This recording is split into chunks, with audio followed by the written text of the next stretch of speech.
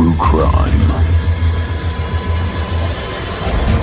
From cold cases to serial killers, missing persons, and more. 100% he did this. I'd go off in the fantasy world. How much more lucky can you get that you're not on death row? You want to know what we know? My name is Jay. This is Guilty of Crime.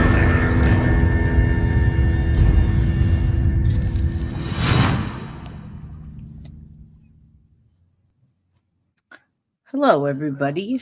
I'm doing a live today, kind of on short notice. We were doing a pretty big live last night. It was really nice and new and interesting. We did the Delphi case and we did some, well, the main topic was the magic bullet. So I won't get into that, but I am building a community and I'm fairly new to it. So I'm just getting into the world of comments and lots of them, lots of people that are cheering on what I'm doing and lots of people that are not. So yeah, we did it was kind of a gun video about Delphi and showing layman's people how a bullet can come out of the chamber. And when you load in the magazine, you can go back and watch that and watch the True Crime Investigates with Marv and the other Jay. There was lots of interesting things. Hello, Juror 13. Before I start the Kouri Richins case, which I'm going to ask you, is she a killer in plain sight?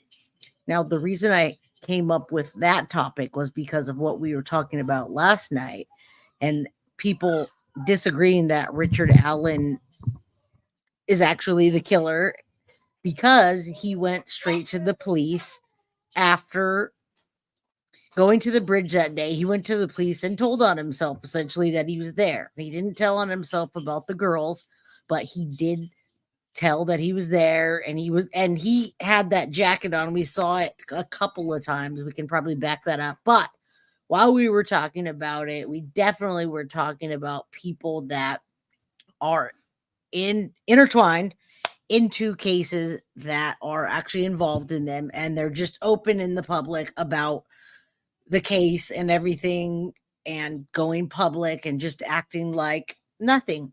You're actually the killer and you're just right there the whole time and nobody knows it. So that to me is Kouri Richins. She's innocent until proven guilty, and you're going to see as I tell the story and how it unfolds. I know a lot of you probably watched the episode that came up. I don't know if that was 48 hours or what, but that was a lot of the family and kind of, giving excuses for what happened or what she did. We didn't get to see Sky Lazaro very much, which is her attorney, who is an absolute bulldog. So that brings me to A Killer in Plain Sight, Kouri Richins, and her writing the book, Are You With Me? Before I get into that, I just wanted to say something to the community. Whoever rewatches this, there are not a lot of people on the live now. I'll be on here for a while, so hopefully some join. Now, what I want to say is this is a new community, and it's my community, and it's the community that I want it to be. And the community that I want it to be is a creative community of people and creators that come together, whether we're creators that come together or eventually people that we get on the show that we're able to interview. I just got an email this morning from a YouTuber that has 40,000 followers, and he asked if myself and Marv would come on to his show and be interviewed about the Elijah Vu case. I emailed him back and I said to message me directly. He went from my platform on Instagram. He went on my Instagram, messaged me. I checked out his channel. He's very legit, has 40,000 followers, great guy, caring, loving. So we're going to collaborate with many people. Now, Juror 13, I see Juror 13 and Carly, and then people dropping in and out. Let me put myself here with the background so at least people can see what the channel is, and it's not just my background of the actual me just having that in the background. Okay.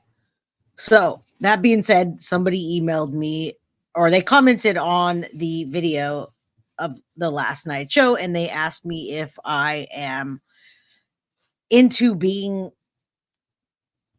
connected to well, first they used the word felon and they used violent felons. So they wanted to know if my community is going to be connected with violent felons. And what I said to them was, I'm going to be connected with anybody that's creative, nice, caring, loving, and felons that are convicted and they're out are the only ones that I'm going to be communicating with on a level of creation. So if I'm creating with you and you're a felon, you've done your time and you're out there trying to do something positive and you want to connect, that has nothing to do with me. And it's none of anybody's business. It is your business because you're watching it. But my answer is going to be yes. I'm going to communicate with whoever I want to communicate with, and I'm going to collaborate with whoever I want to. If they're a felon, hey, I'll talk to them in jail if I get a jail call. Absolutely. But wherever that came from, whoever they were talking about, we know what show I was on, and that's my answer.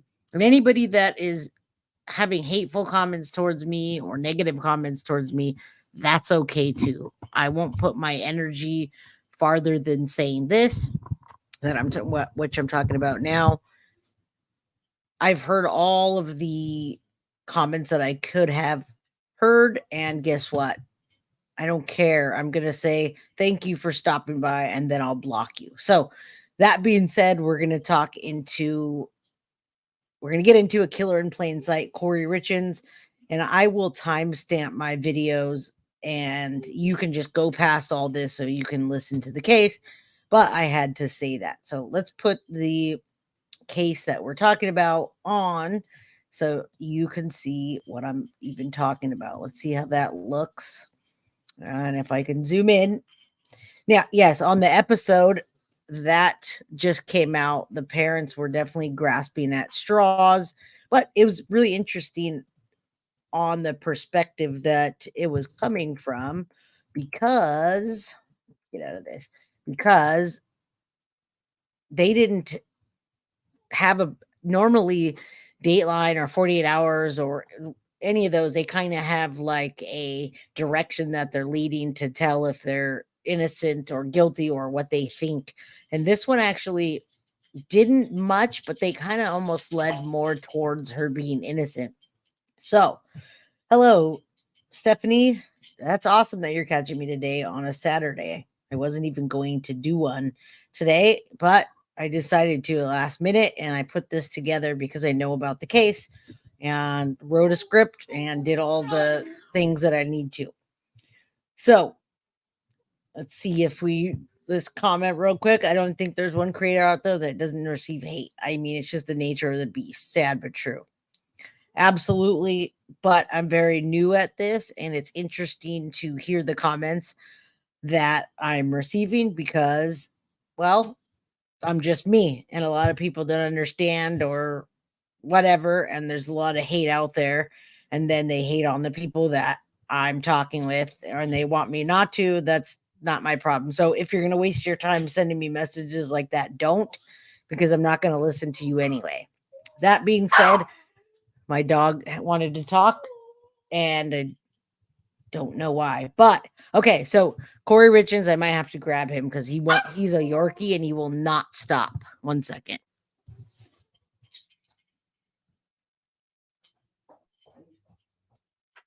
Shooting me right now. What, Tori?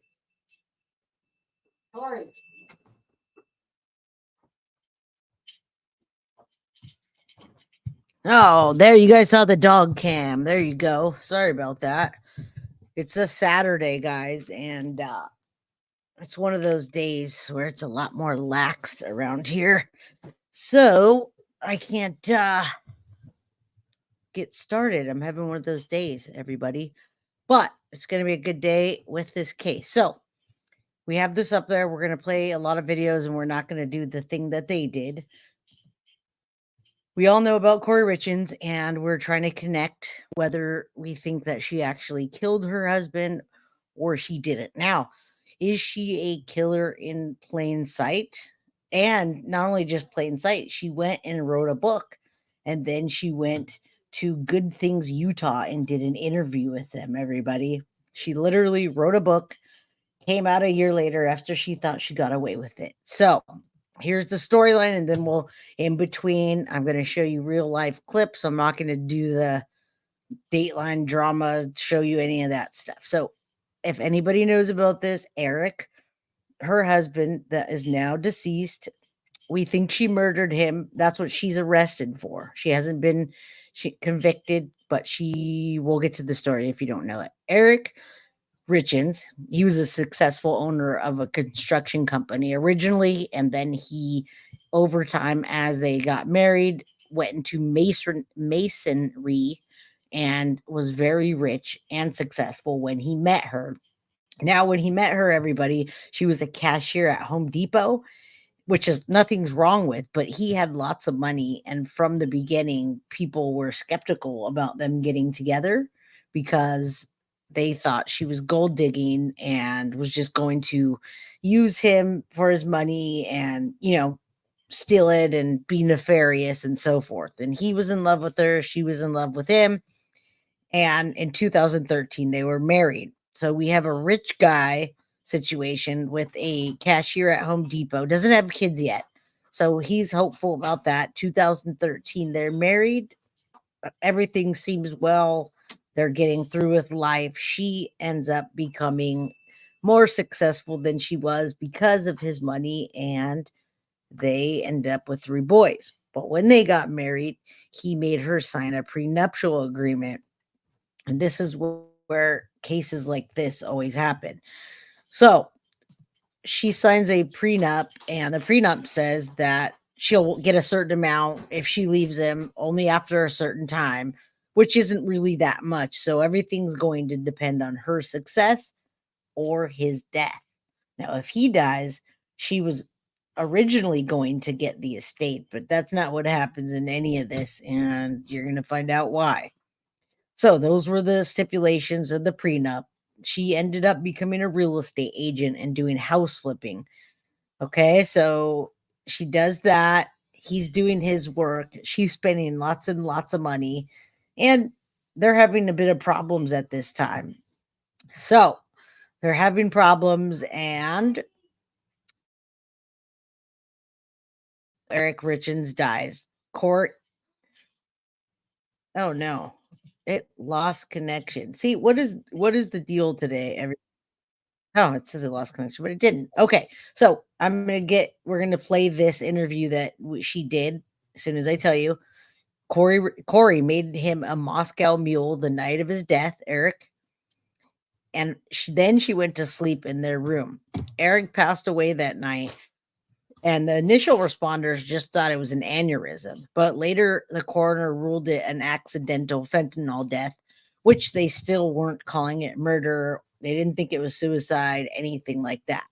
So they met, they got married, and now later they're both in their careers, and Eric is dead. He dies. They didn't think it was suspicious. March 4th, 2022, a call from 911 is called in about Eric Richens. And the next day, the police called the families and said the death was just an accidental overdose from fentanyl. Months pass and life goes on. But things aren't what they seem in between.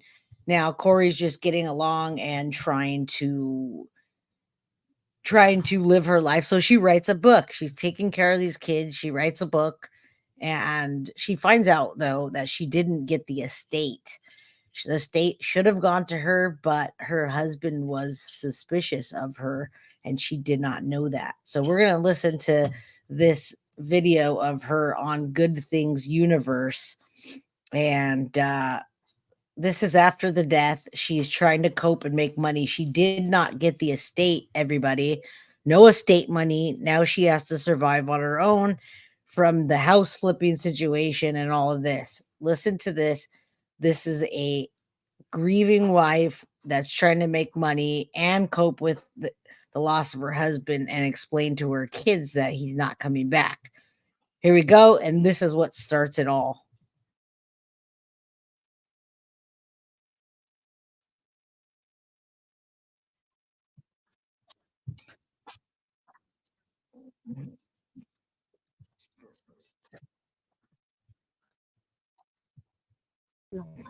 So my husband passed away unexpectedly last year. So it's March 4th was a 1-year anniversary for us. And he was 39. It completely took us all by shock. And we have 3 little boys, 10, 9, and 6. And, you know, my kids and I kind of wrote this book on the different emotions and grieving processes that we've experienced last year, and you know, hoping that it can kind of help other kids, you know,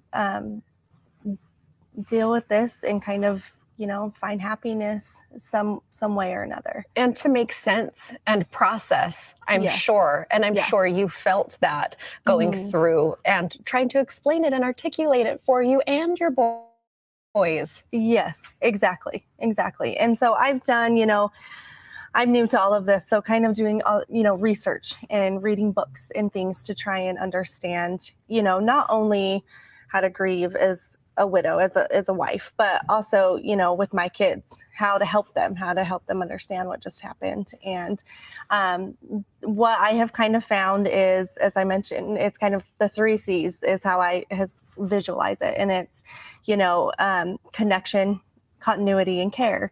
And it's, you know, making sure connection is the major one, and making sure that their spirit is always alive in your home, you know, and memories are always brought up, and doing things that your loved ones love to do, whether it's riding bikes or their favorite dinner, and just constantly, you know, talking about them. And Kouri, do you mention at dinner, here's dad, or dad would like this meal, or dad Yes. would, Yeah. let's bring dad on a bike ride? Yeah, exactly. And it's, you know, explaining to my kid, just because he's not present here with us physically, that doesn't mean his presence isn't here with us. And he's Now, I don't know how many people have seen the actual interviews. I know the people that are watching this story on 48 Hours or Dateline or any of those, they don't show these things. They just tell this fantasy kind of story, and you hear the families talk about what she didn't do or what she did do. But mostly the perspective from the episode that just came out was them debunking what they said she did. We're going to watch here the actual interview and some of the evidence, and you're going to see what actually is being presented that they can't debunk because it's true. And as you listen to this, watch her body language. Look how closed off she is. She's wearing a jacket the whole time, and later on this comes back to bite her in the ass. She is not comfortable here at all. There's no emotion, and she's very closed off. And the reason I know she's closed off is because she's wearing a jacket on this interview that's supposed to be like this very relaxed show. And the lady said the whole time she was closed off like that. And yeah, they thought that was odd too. We'll see that next, about that they didn't really think anything except the emotion, and then what happens next. Check it out. he's doing these things with us, and he's, you know, here for birthdays, and he's here for Christmas, and, you know, and it's just comforting to them to know that, you know, they're not living this life alone. Like, dad is still here. It's just in a different way. Well, I opened up your You book, see and her one of the face? first pages I saw is a little boy. It looks like he's standing in a hallway at school, and he's saying, "Are you still here?" Yes. Yeah. And it's, you know, and that was like the first day of school, and, you know, all the nerves that kids face on the first day of school with new, you know, and just hoping, you know, dad, like, walk with me, like, help me get through today, like, give me the strength to do that. And it has found, you know, it's been a lot of peace for my kids to, you know, to really She says, you know, a lot. And then she has this weird twitch in her face that you're going to see in court, where she curls her lip up. I don't know what that is, if that's how she just is as a person, but she definitely doesn't feel in her element at all. remember that in the back of their head, that they're never alone, you know. So So you actually wrote this book You know, with your you know. children. I did. And it's Mhm. only been a year. How did you process and say you go from processing death to I need to write a book and help others? I just watched the struggle that my kids were going through. And I actually, I went on Amazon and Barnes and Noble and trying to find something that we could use to cope at night. Nights are the hardest, it seems like, for everybody when, dealing with anything. But I just wanted some story to read to my kids at night. And I just could not find anything. I couldn't find anything that really, suited them or helped them find comfort and peace. And so, I was like, let's just write one. And so, I took things that my kids have said to me. She said, probably 30 times so far, and no emotion. And also, she's lying about what she's saying. She really needed to make money. Exactly what Carly's saying here. She is all about the money. I don't know if she's guilty of this, but when you watch the evidence unfold and I show you, we're going to make our opinions and you can tell me what you think. To me this last year, and we kind of articulated it and put it into a story, and just have hopes that it will help other kids.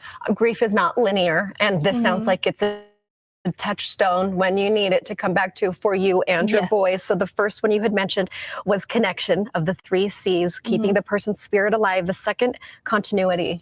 Yes, and that's, just making sure you're trying to stay, as much as you can on routine, and whether that's, sports or pick up and drop off from school or community activities, just, trying to stay in a routine as much as possible.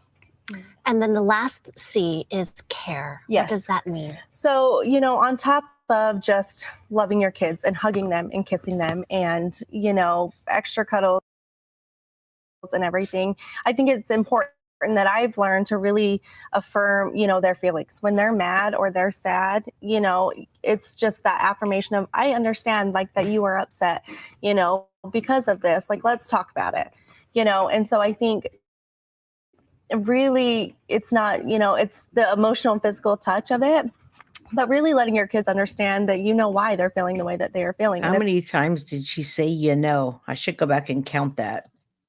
It's okay, and let's deal with it and talk about it.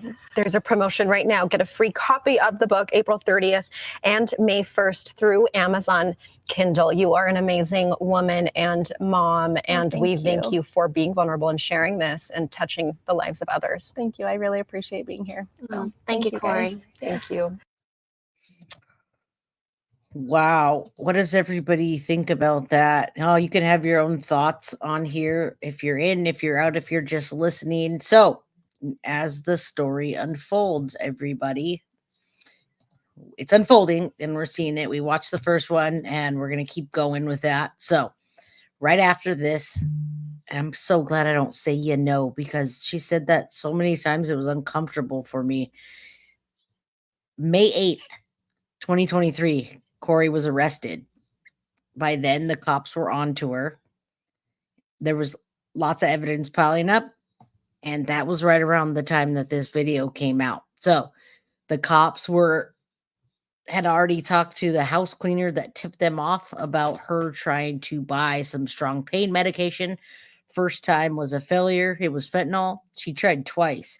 So one thing after another piled up, and the family did not believe that Eric would take pain pills or fentanyl. They said he only took gummies, and she tries to use that later, that he used marijuana gummies and maybe there was fentanyl in it, which is total bullshit. When I hear that, I'm like, no way, it doesn't, so unbelievable, bad defense. Eric actually told them, and this is what we talked about before. There's that video out there where the lady is on TikTok, the crazy TikTok lady, what they call her, that tells who her killer is. Eric told his family exactly that if something happened to them, to look at her. If he dies, look at her. That she has tried to kill him 2 other times, and the 3rd time she was successful. Supposedly, right? So more things start lining up with the cops, life insurance policies, changing her name as a beneficiary. She tried to do that. She forged a life insurance policy with another $100,000. So all eyes were on her. She was arrested and then scrutinized from everything, including Eric meeting her when she worked at Home Depot and her body language. So people started looking at her and saying, wait, look at her in this video. Look at her, what she did. And also, yeah, there's no drinking game that you won't survive. She gave him a Moscow mule, supposedly in celebration of a house that they had just closed on, but that didn't happen because the house was abandoned later. And I'm going to show you that. So she says that they were celebrating the house closing, and that's not true because it was abandoned after and it never closed. I don't know what happened, but check this out. These ladies talk about this and how weird it is because she gets arrested right after, and this is why you hear in the headlines that the lady that wrote a book or the author was convicted. Joining me now, the hosts of Good Day Utah, who interviewed the seemingly grieving widow about her book, Kouri Richins, and Dina Manzanares. Thank you so much for coming on the show. Appreciate it. All right, Dina, let me start with you. Did you see anything about her? Was there anything about the interview that you guys were doing with her that made you suspicious? Nothing at all made me suspicious. I didn't have any spidey senses going off meeting and talking to her. I did think she was a little emotionless, maybe lacking a little bit of warmth, but everybody grieves differently. And I didn't want to judge. So I thought, maybe she's still numb. It's only been a year. Maybe she's on autopilot. I didn't have anything that seemed out of the norm to me. Kouri, let me play a little piece of sound. This is one of the questions you actually asked her during the interview. Let's listen. I'm surprised they didn't say, you actually wrote this book with your children. I did. Mm-hmm. And it's only been a year. How did you process and say you go from processing death to I need to write a book and help others? I just watched the struggle that my kids were going through, and I actually, I went on Amazon and Barnes & Noble and trying to find something that we could use to cope at nights. Nights are the hardest, it seems like, for everybody when, dealing with anything. But I just wanted some story to read to my kids at night. And I just could not find anything. I couldn't find anything that really, suited them or helped them find comfort and peace. And so that was very emotionless when she said, I just wanted to find a story to read to them, I was like, let's just write one. So, Ray, it seems that you thought at the least it was a bit odd that she was able to grieve and write the book and get it published within a year. I think people process things in different ways in their own time. But yes, a lot of times on our show, Good Things Utah, it's a lifestyle show. And we allow people to share their stories. And however they process it, and I put myself a lot of times in their shoes, and I think I would never be able to grieve in that amount of time and then write a book and then also take care of my 3 small children who are 10, 9, and 6. Yeah. So I did find it, wow, I can't believe that you've done it. So I needed to ask that question, like, how did you process this whole year and then write a children's book and then come on a show to talk about it? So, Dina, I assume when you guys heard the news, you were stunned. What is the key evidence thus far that prosecutors have released against her? Well, here's some really interesting things that happened. So she had come on the show. She wrote in to us. Our executive producer then booked her. We do the interview. Well, the night of the interview, an email comes into the station that's totally anonymous, but it says, she killed her husband. We all kind of looked at that, didn't think much of it at the time. We get a lot of crazy emails at times.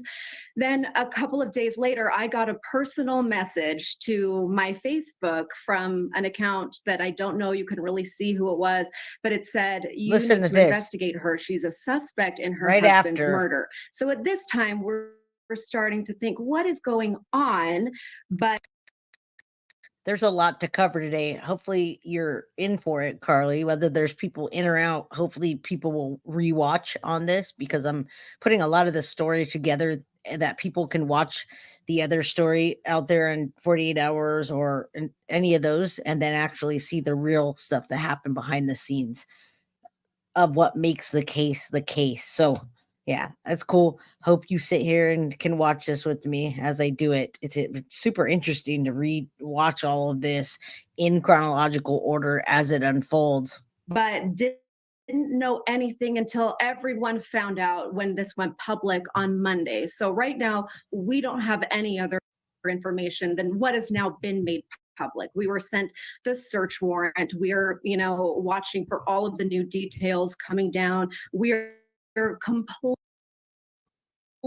shocked to have read through the search warrant. And apparently they say that they believe it was a financial motive. I'm out of time. Kouri Richins and Dina Manzanares, thank you so much for coming on the show. Really. Yeah, we're all out of time for that crazy story, but not really, because after that, it just explodes. It gets on to plunder. Stephanie, good. You just listen away. Normally you're busy, and I understand that. I should be doing laundry probably right now, but I'm on YouTube instead. So yeah, listen, be in and out. I appreciate you being here and supporting it.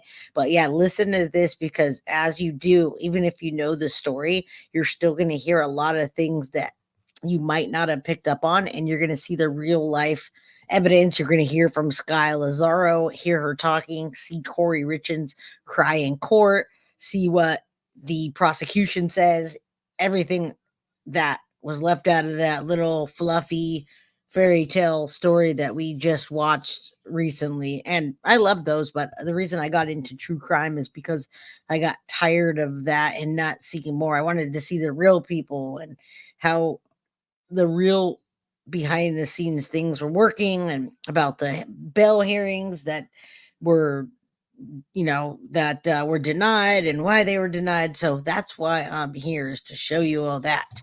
And you can see I'm getting excited about it, because that's the things that I want to watch. So we're going to watch what she said. We're going to start debunking, and maybe there's something that she is right about. But the night that she gave her husband a Moscow mule, you can hear the audio. The night that she gave him that, they were celebrating the sale of a mansion. Now, the mansion that I'm going to share with you right now is one that she bought to flip. And I think this is it right here. Yeah. She bought it to flip it. And check this out. It never got flipped. It got abandoned. It was a 20,000 square foot mansion with a 4,000 square foot guest house. Now, remember, I'm not trying to downplay anybody or talk shit if you work at Home Depot or whatnot, but I think a lot of people are right when they say that she was out for money. Her husband did not want her to do this project. It was a $3.9 million house, and it was going to cost a lot to fix it up. And potentially they could have made $12 million. But in the meantime, that costs a lot of money, and it stresses people out, their finances. That means the husband has to come out of pocket. So she says that they were celebrating with the Moscow Mule on that night. She fell asleep in her son's room because he had night terrors. And she says that she didn't know he died or was even having problems with anything, because she says she left her cell phone in her room. And that's not true. When they check her cell phone, they see that it's pinging all over the house, and she was actually using it and texting and looking things up, like how much fentanyl do you need to kill someone? All kinds of stuff. If I delete my cell phone messages, will they actually delete, and so forth. So here's the abandoned mansion. Again, well, now to the local children's book author and mother accused of killing her husband. We're learning more about the mansion the couple closed on just after Eric Richens' untimely passing. ABC4's Elena Castro joining us live from Wasatch County, where the house remains unfinished at this point. Elena. Behind me stands that house that was closed on, according to court documents. The night Eric died, Kouri says she told police that they were celebrating the closure of a home that she had purchased for her business. She was wanting to flip the house. She says she made Eric a drink, went to go put the kids in bed. And when she came back, she says that's when she found Eric dead. We know that Eric died of a fentanyl overdose. It's here at this house in Midway where those illicit drug transactions took place between Kouri and her dealer. The dealer telling police she left the pills at the Midway house. The house is nearly 20,000 square foot mansion. It boasts 8 bedrooms, 6 bathrooms, and a half bath, and a 3,000 square foot guest house, all on an 8-acre lot. We know that 2 weeks after the death of her husband, Kouri placed the house back on the market. And now, a year later, at an asking price of $3.7 million, it seems the house may have a new buyer. We'll be following this story. Reporting live in Midway, Elena Castro, ABC4 News. All right. Again, we'll now. So you can see what I was telling you before that. I actually write a whole script and I go over what I'm going to say, but I don't like to just sit there and tell a story and look at the screen. I like to show you all real things that happened as it happened and watch the people that were actually in the whole story. Not really a story, but a crime, so to speak. May not be a crime. You decide what you think. Do you think that she did this, or do you think he was taking pain pills because he was a hunter and he did masonry and he was a construction worker and his back hurt and he overdosed accidentally? Do you think that?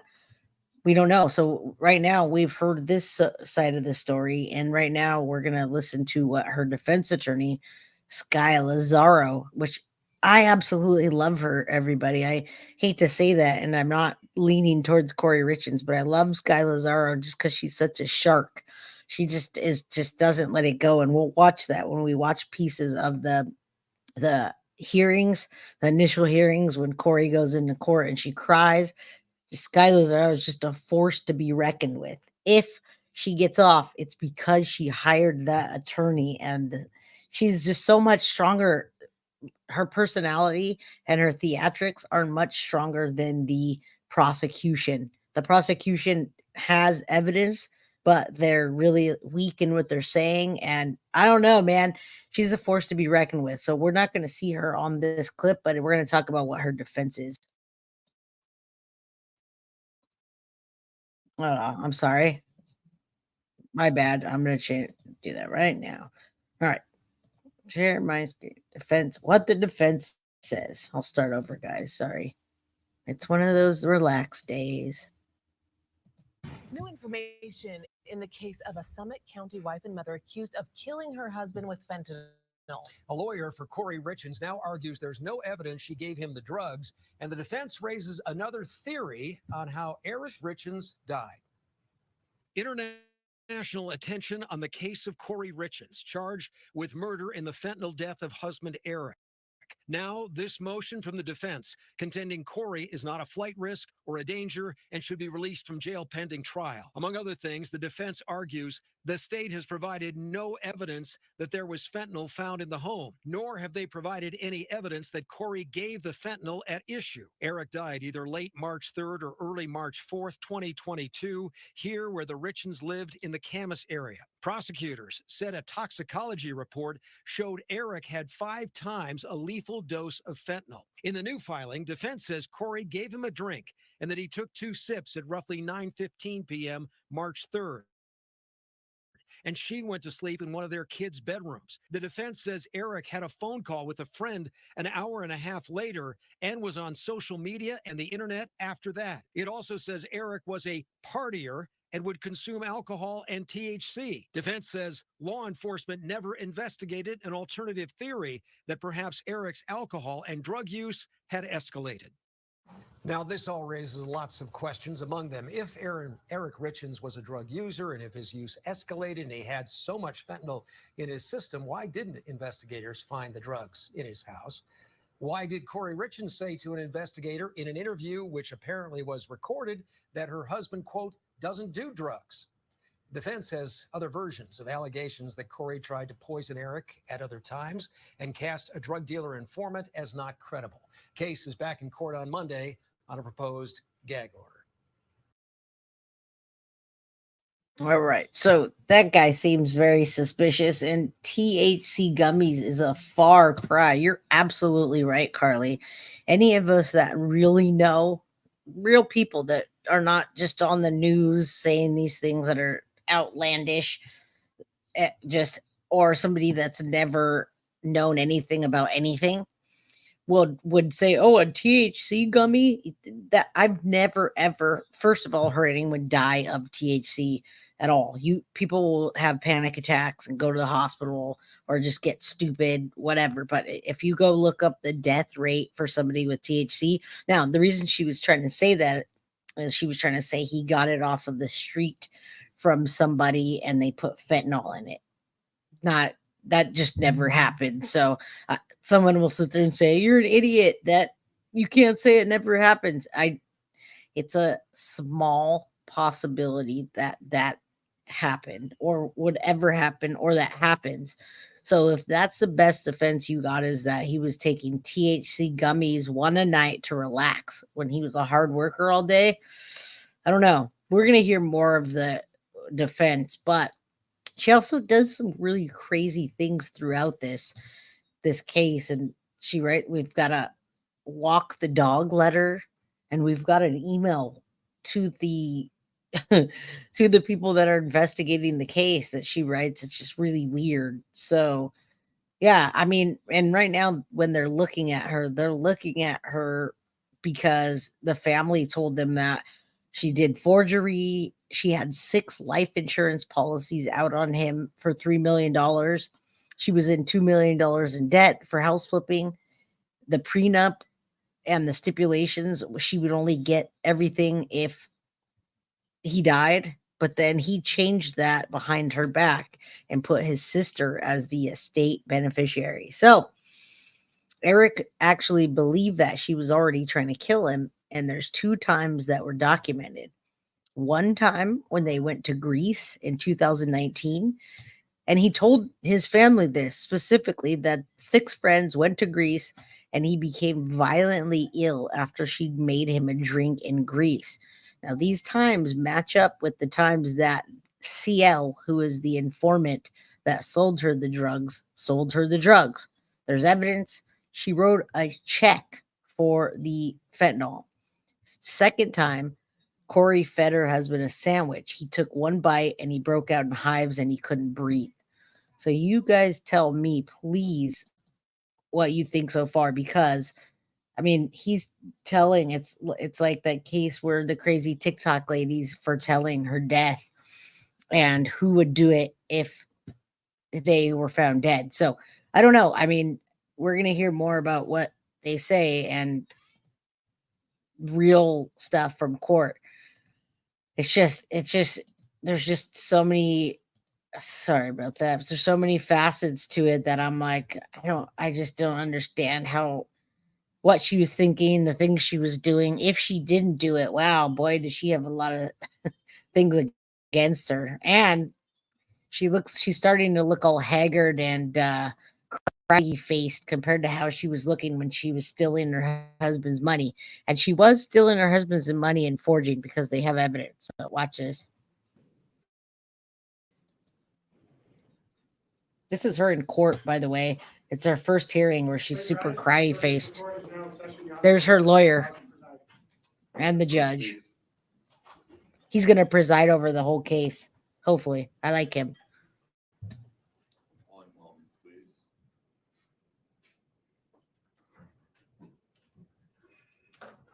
All right.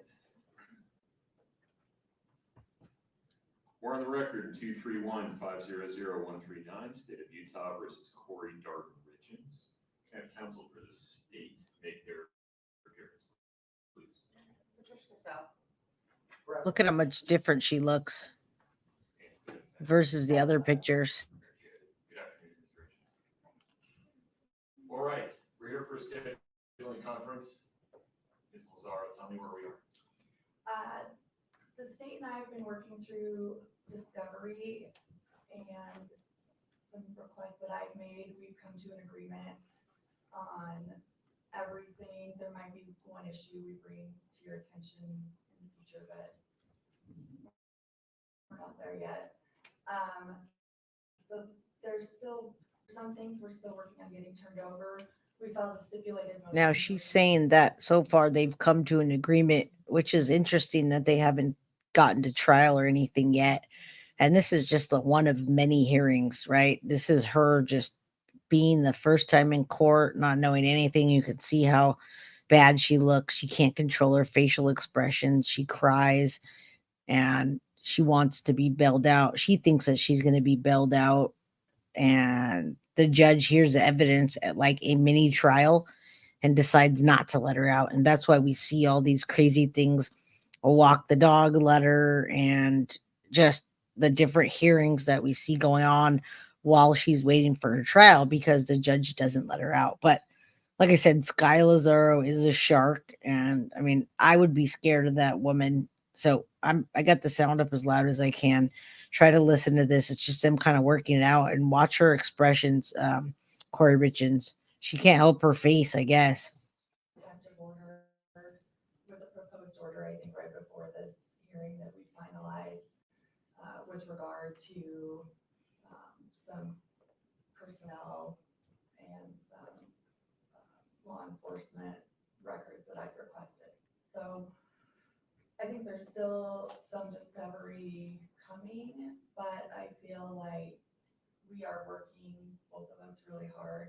The state's been really diligent about getting things to us as quickly as possible and organizing it. I will say that there is a copious amount of records. I think our base numbers are up over 1.2 million at this point. A lot of it is phone downloads. Text messages, perhaps? Satisfies as far as what's happening. That's kind of where we're at. Where do you want to go from here? I would be okay to set a prelim because I don't anticipate any discovery issues as of right now coming up. I think we'll have everything. I do think that it's going to take some time for us to digest everything and have our investigator follow up on what we need to do in order to be prepared for the preliminary hearing. Talk to me about how you see the preliminary hearing being substantively different than the evidence presented at the detention. I think with regard to, I mean, I would have to let the state speak to who they're going to call. I don't necessarily see several of the counts being much different. You know, I don't know if they'll call a medical examiner or things along that line, or just the detective, or 1102 statements. That's going to be up, I guess, to them to decide how they want to present the information. I do expect it to be different in regards to the financial count allegations with regard to what they're going to have to present as evidence in order to meet their burden with regard to the elements of each of those. So I do expect a lot more on that side of things than what we heard at the detention hearing. But like I said, that's up to them too. So. I love how she smiles at the judge. She's a shark. Is that the reference to the financial? Yes, that is the reference to the financial. And so, and then we will, that will be in addition to what I believe, we haven't made that determination yet either, but that'll be in addition to what we, the witnesses we called or evidence we provided at the detention hearing. All right. Do you have a sense of when you're filing? This isn't super long, but we're going to watch other clips. We met yesterday with the Attorney General's office. I think we got some good information out of that. I think we could be prepared to file soon. Forgive me, I didn't follow that reference. Oh, they're just helping us understand the insurance fraud. I see. And helping with investigation. Okay. So I cut you off there. No, I'm just saying, I think that we will be in a position to file within the next couple of weeks. Okay. Assuming you do that, are you prepared to set a preliminary hearing? I think we're prepared to set a preliminary hearing. I think kind of determined. I think Definitely a lot more. The hearings are really long. Yeah, I think we're prepared to set a preliminary hearing. The preliminary hearing is like 4 hours. Late, I guess, with reluctance as defendant. it sounds like the state's prepared to go forward whenever I so. State's ready to go. Yes. Defense is just about ready to go. Realistically, they've had 18 months to prepare their case, and I'm just getting all the discovery. So, bearing that in Look at mind, Kouri. Realistically, I don't think there's any way we can be prepared for a prelim just with the amount of documents and information that we need to get through until after the first of the year. And I'm thinking more like February or March. And I hate to do that to my client because she's We are just showing probable cause, right? Well, I understand that, Judge, but I have to read the thing. I mean, I I'm not can't. suggesting otherwise. I mean, I'm not, I understand the burden and I understand the state's burden, but if I don't, I'm gonna be ineffective from the word go if I don't read what they provided to me. Well, do you want to set that today or do you want another schedule? I'm happy to do it however the court feels most comfortable. I guess it doesn't matter that much to me if we're setting it out a ways or if we want to come back maybe in November or beginning of December for a status and see where we're at on everything. And if we're in a good place, then get one set. We can watch that next. I had one of those 5 critical moments to watch, but we can definitely watch the one with Joseph Scott Morgan where he talks about the drugs. As soon as we watch this, I'm going to do some stuff that's kind of dry, but I want you to watch her face on this and just kind of hear what they're saying. Everything in court is not always so entertaining. You watch it and you're kind of like listening to it all day while you're at work. And it definitely just is kind of dry. And then you hear stuff. And sometimes, some days it's just really boring. But this first one, I just like people to see what Sky Lazzaro's saying, what the evidence is. And there's a lot of discovery, and to see Kouri Richins and how she's reacting to these things. She's not used to this kind of stuff. She has money now, and she's got a really high paid attorney, by the way. This lady is not cheap, let me tell you. So she's thinking that money's good. Actually, one of her text messages say, how are prisons for rich people?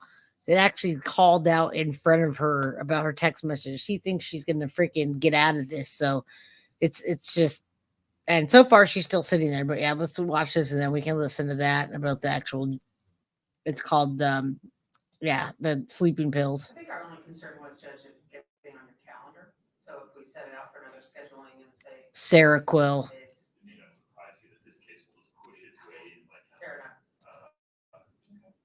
In large part because Richens is in custody, right? Any custody case of this magnitude would push things out of the way. So that won't be a problem. I would anticipate several days for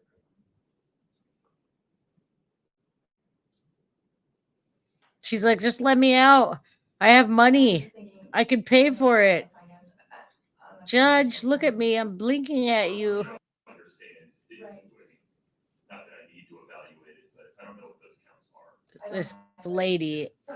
I like Sky though. Look at Kouri. Don't laugh. It's not funny. I'm comfortable setting this in November for a status conference. I respect the amount. She's like, yeah, like I have any say. Kouri, you have no say. You're locked up. I think it bears repeating, right, that under the Utah Constitution in cases interpreted. I do like that, Judge. The preliminary hearing is not a discovery tool. And so the state gets to choose what they want to put on for probable cause, and we'll judge it according to the showing. I don't intend to use it as a discovery tool. I think the requests I've made for discovery are comprehensive. The state, we haven't had any discovery problems. I mean, I don't anticipate using it for that, but having done a number of white collar and financial crimes cases, I also understand White collar crimes. This is a bit more than that. You're right, the state does get to choose who they call, and they don't necessarily have to. Thanks, Sky, for letting the judge know. If I don't have an understanding of the case, I'm not going to be able to effectively cross-examine anyone. Her face is permanently smiling. She does have good filler and Botox, though. Ghost guy. I like that. She keeps her face high and tight, everybody. Unlike Kouri. Kouri's drooping there, and she had a breakout of some sort. She's not going to be happy in a few moments here. She's like, what? Look at her face. She has this twitch. She has this nervous twitch. I literally just watched this for that. I'm like, Ms. Richens, your next court date, unless Ms. Lazaro requests an early report, which we have to provide, is November 3, 1:30 p.m. in person. We'll see that. you mean I won't be out for Thanksgiving? Court's in recess. All right. What? I don't get to go home?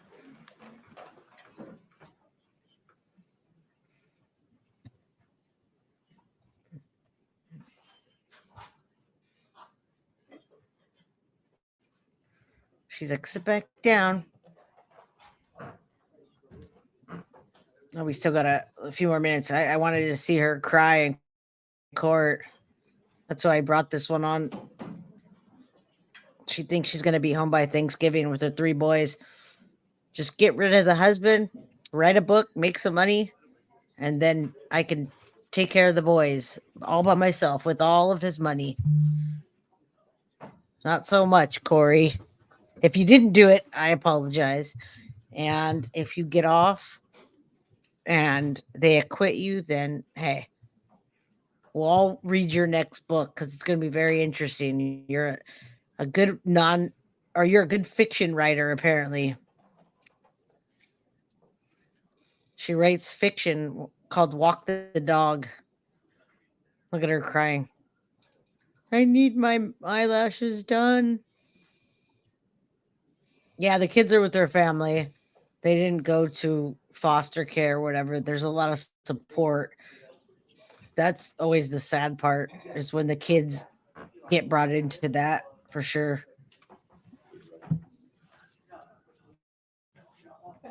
All right. Nobody's laughing. No, everybody's laughing but her, I should say. All right, I think we're done with this. She's just, let's see. Let's watch it. Oh, she goes out and that's it. So we're done.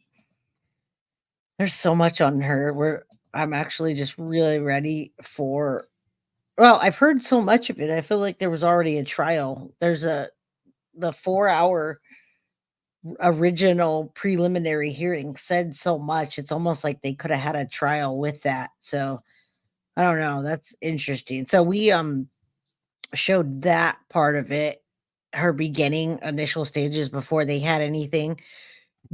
And I do want to show the court also. And while we're at it, it's like,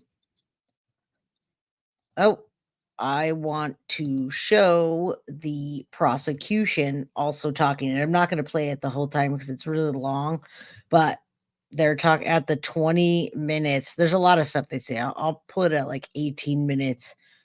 Well, if you guys want to watch it for a little bit, I can, but I wanted you to hear about the chest compressions that she said that she did. And it was a complete and absolute lie. She lowered this because the other one was so low. I had to turn it up. Yeah, she said she did chest compressions to save him. And when the first responders came, they did chest compressions. And that absolutely wasn't true because foam came out of his mouth and that would have already happened. So, I mean, they're just debunking her story left and right. And now I want you to hear the prosecution in the first preliminary hearing. So just listen to this so you can hear some of this, the actual, like, factual evidence. I'll start when he gets up there, not all this nonsense before. Receiving his phone number and asked to arrange importance. Or I guess we can start when. Good morning, Detective O'Driscoll. Can you please introduce yourself to It's the court detective. and explain your relation to this case? My name is Detective O'Driscoll. Okay, so this is the preliminary hearing where they have the detective. It's actually not the prosecution, but it's on the side of the prosecution, and he's going to explain the evidence. Now, this is not the prosecution just like putting a story together. This is the actual factual investigator. So listen to this. I've been with the Summit County She looks Sheriff's Office pissed. for 7 years. I'm assigned to the investigations division. I was assigned to be the lead detective in this case in April of this year. This case is an active case and the investigation's ongoing. Detective, what was the sheriff's office first involvement in this case? On March 4th, 2022 at 3:22 hours, Summit County Dispatch received a 911 call regarding an unresponsive male in the Francis area. Have you listened to that 911 call? Yes, Who placed that call? the defendant, Kouri Richins. In addition to saying that someone was unresponsive, did Ms. Richins, the defendant, identify who was unresponsive and anything else about that person's condition? Yes, she stated that it was her husband, Eric Richens, that was unresponsive, that he was cold to the touch and not breathing. Did EMS and police respond to that address? Yes, Is that the family home? yes, Was a portion of the police and EMS response captured on police body camera video? yes, it was. Have you reviewed that video? Yes, I have. On that video, what time does EMS pronounce Eric Richens dead? 03:58 hours on March 4th. Look at her What, if faces. anything else, does EMS say about how long he had been dead? One of the EMS personnel made the comment that he had been dead a while. Did the state medical examiner's office conduct an Do you all think she's sad? What do you think? I mean, she hasn't been tried yet. She hasn't gone to trial. And right now, when you watch that episode of 48 Hours, Dateline, whatever ones they put out about her, it doesn't weigh heavy on if she's guilty or not. So it's an open, is she in plain sight? Is it a killer that went out there and committed the murder and then really wrote a book about it? Not about it, but wrote a book about the death that she caused. autopsy of Mr. Richens? Yes, they did. Have you reviewed the medical examiner's autopsy report Yes, and the toxicology report that's part of that? yes. What did the medical examiner identify as the cause of death? Drug intoxication with the specific drug being fentanyl. I'm going to now ask you, Detective, some questions about someone with the initial CL. Do you know who I'm talking about when I say CL? Yes, I do. Who is CL in relation to the defendant? CL is an associate of the defendant. She cleaned houses for the defendant's business as well as her personal home at times. Does CL have a criminal drug history? Yes, Is she under supervision in a different county, a county other than Summit County? yes, she is. And is that in relation to certain drug charges? Yes, Does the program, does the core program in which she's in monitor treatment and testing, et cetera? yes. Do you know how CL is performing in that program? Based on my interactions with CL, she is progressing through the stages of that program, and that her Okay, so that CL is the informant, and I have her name in here somewhere. They call her CL most of the time, but they try to use that. Her name's Carmen Lager, and she's the house cleaner. And there was a $1,300 check made for some pills, and that's how they're tying her to it. But that's not what I wanted to listen to. So I just kind of wanted to hear the detective. I'm not going to keep listening to this. I'm going to go to the 20 minutes real quick where he talks about the chest compressions, and then I'll move to the next thing so we can kind of tell the story. I didn't even plan to be here 2 hours, so I want to get through the story of it so we can know where we are now. And talk about the crazy the crazy walk the dog letter and the other letter she wrote to the cops when she was out. It's just weird.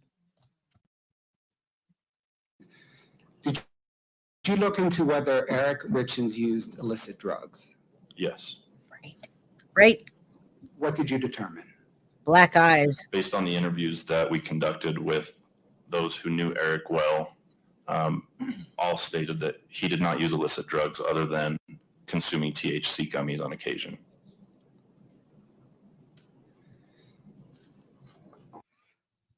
THC gummies. Spoke to Be include careful, Eric's y'all. two best friends that he's known since high school? Yes, both made the same statement that they never knew Eric to use any illicit substances other than the THC gummies. When I referenced a hunting guide in Mexico by the initials TR, do you know who I'm referring to? Yes. Did you speak to this hunting guide? Other Summit County detectives did, yes. I want you to hear this part because it also plays into the walk the dog letter, which we're not gonna. I don't have. I have it, but I'm not gonna read all 4 pages.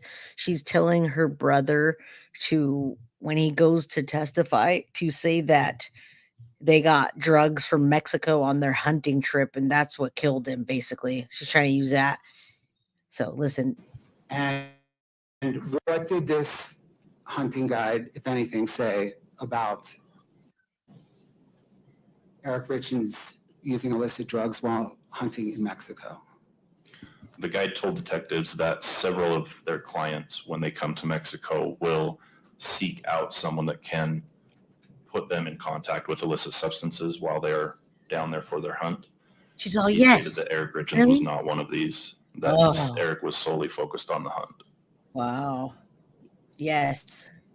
Look at her. Has the defendant made any statements regarding whether her husband, She's like, yeah. Eric Richens, used illicit drugs other than THC? So stupid. I'm gonna pull those up. Yes, too. in several statements made by the defendant throughout the investigation, there have been at least 10 times that she has said that Eric does not use illicit substances and did not use illicit substances. Damn, y'all. And just to be clear, other than THC. Other than the THC gummies. She must correct. be dying right now over On there. the night Eric Richens died, did Okay, this is the part. Listen close. investigators searched the Richens home? Yes. Did they find any illicit drugs? No. Did they find any paraphernalia or packaging or other evidence of illicit drugs? No. Did they find fentanyl anywhere in the home? Only that which was in Eric's body.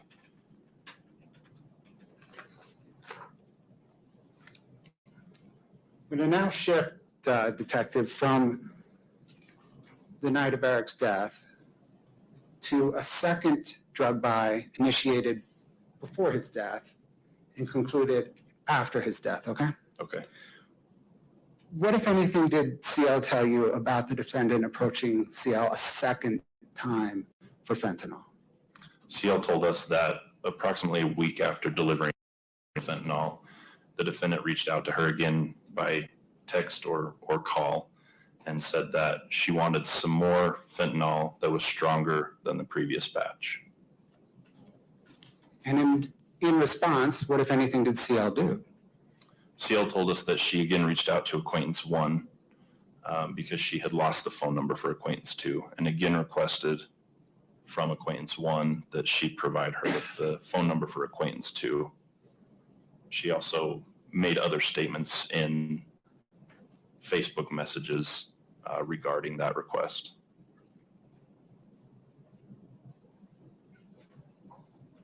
In your interview, or detective's interview rather, with acquaintance 1, did she corroborate that indeed? Now, yeah, this is going to go on and on. This is, you can see it's 3 hours and 47 minutes. We're not going to listen to that. I did want to hear the chest compressions, which I thought was going to be at 20 minutes. Let me see if he talks about that real quick. Hold on.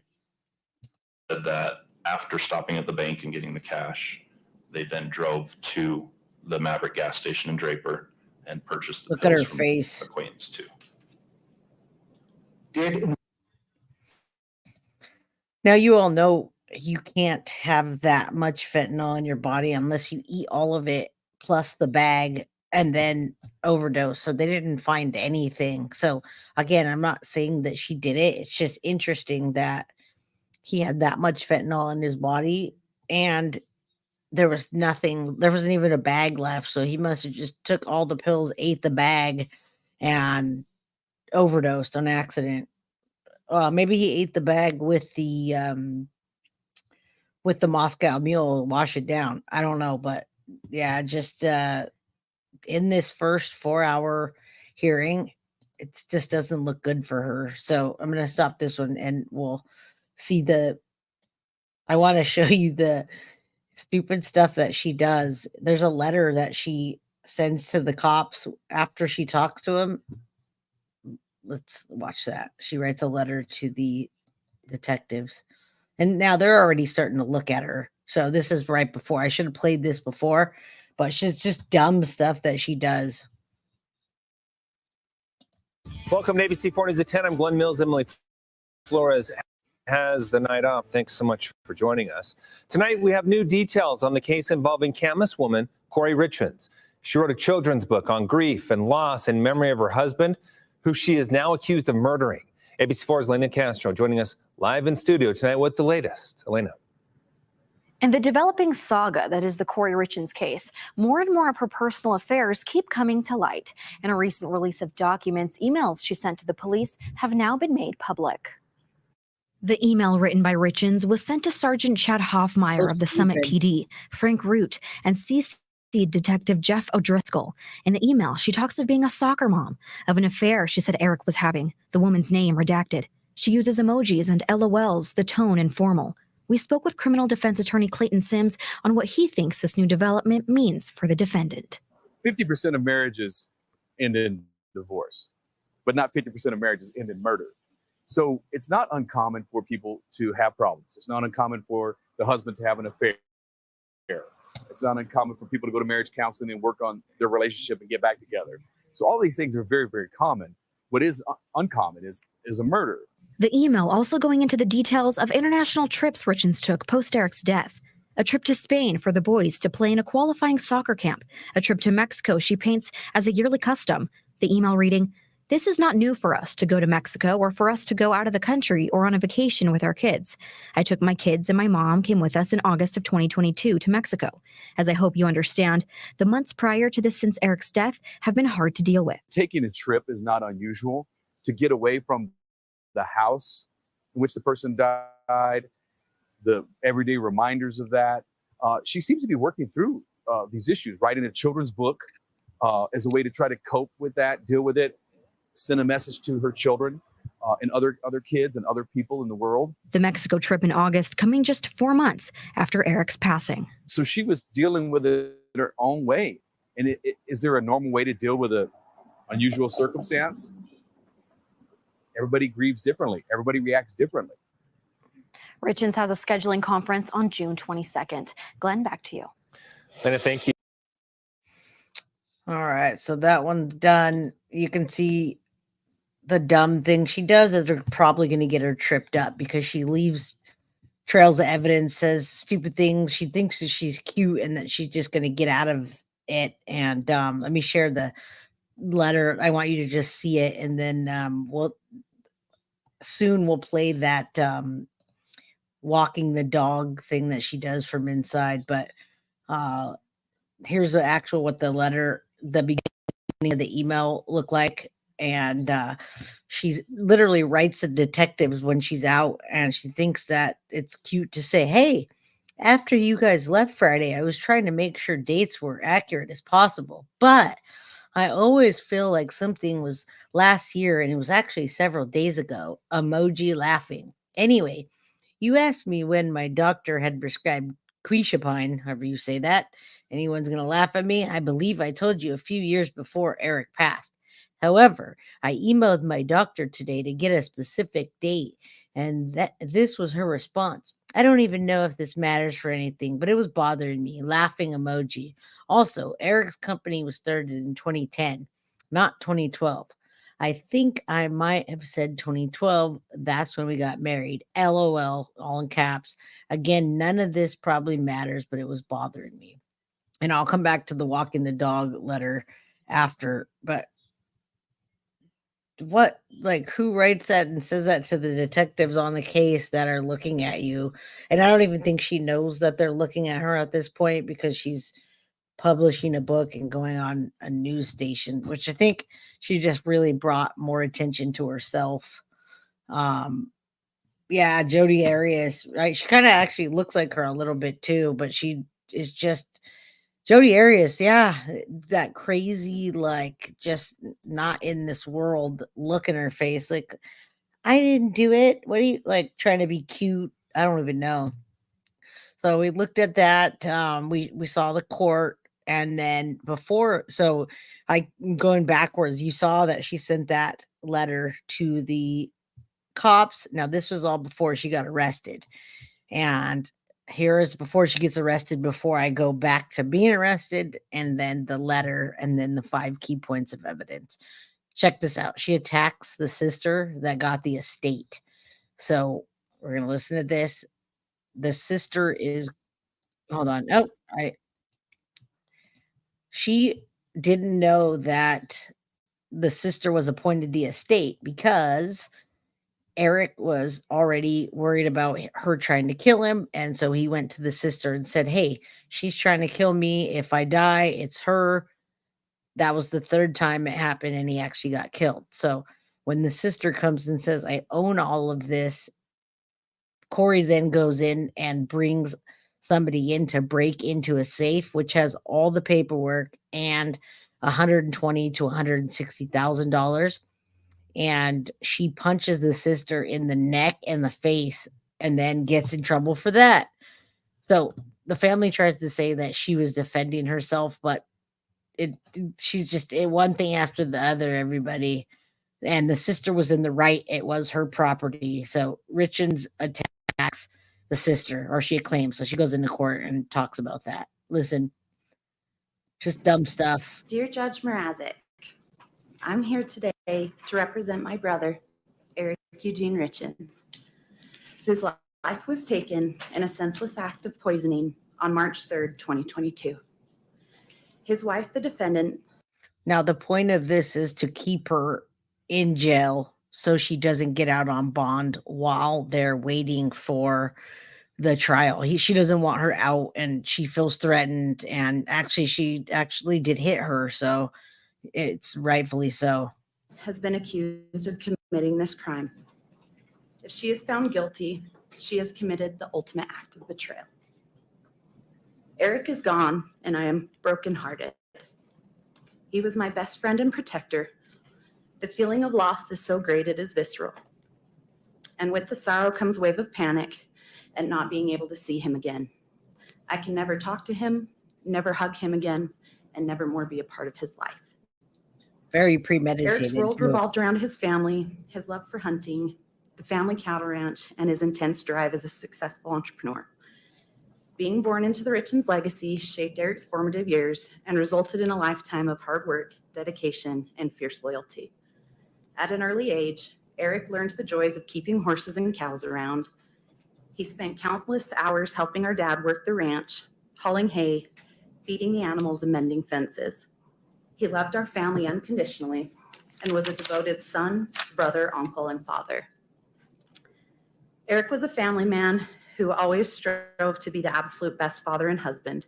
He was an attentive and loving father to his 3 sons and a devoted husband to his wife of almost 9 years, Kouri, the defendant.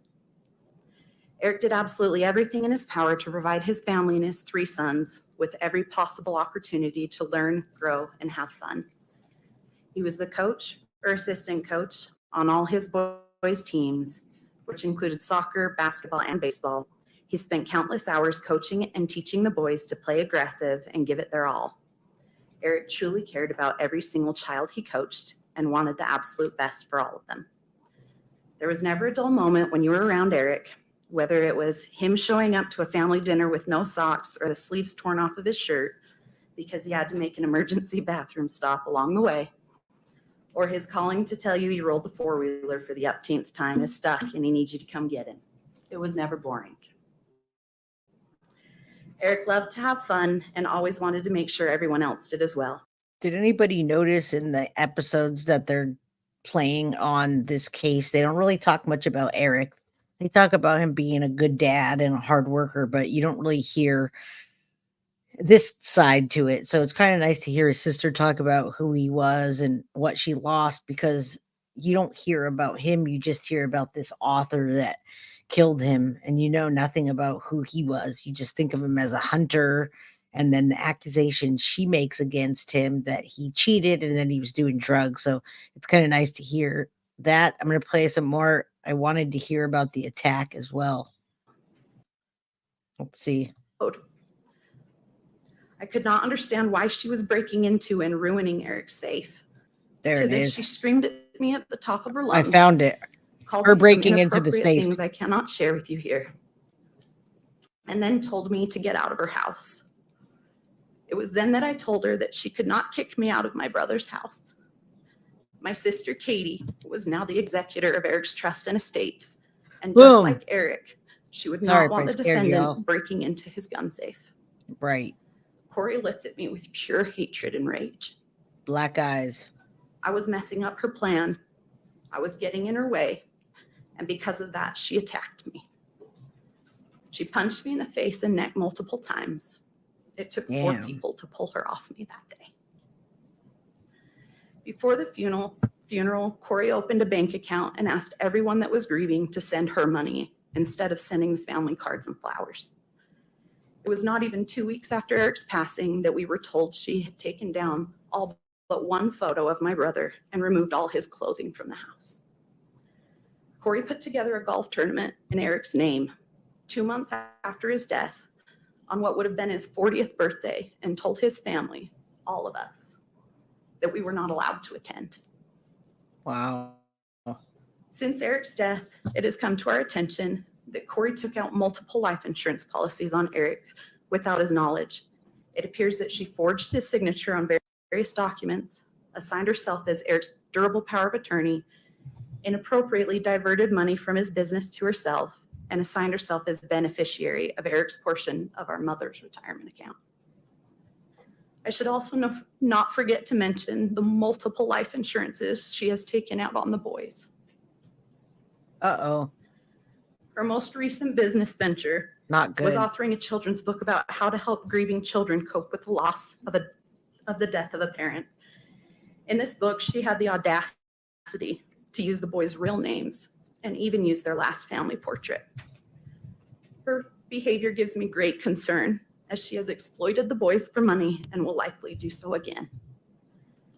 In addition, Kouri has weaponized Eric's children, manipulating my dad to do or not do things by threatening to cut him out of their lives if he did not capitulate to her demands.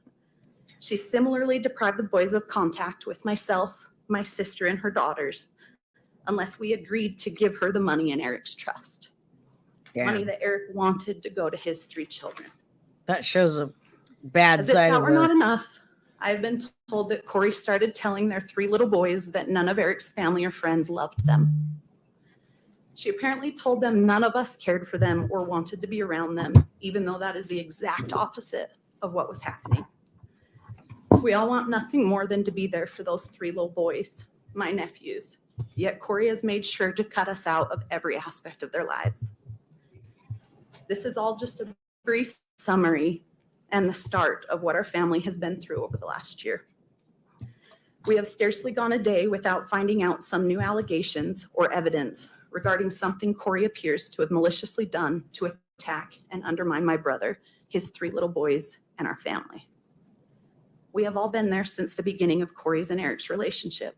I was there on one of their first dates. We were there at the wedding. We were there when each of the boys were born. We have been there for every birthday party.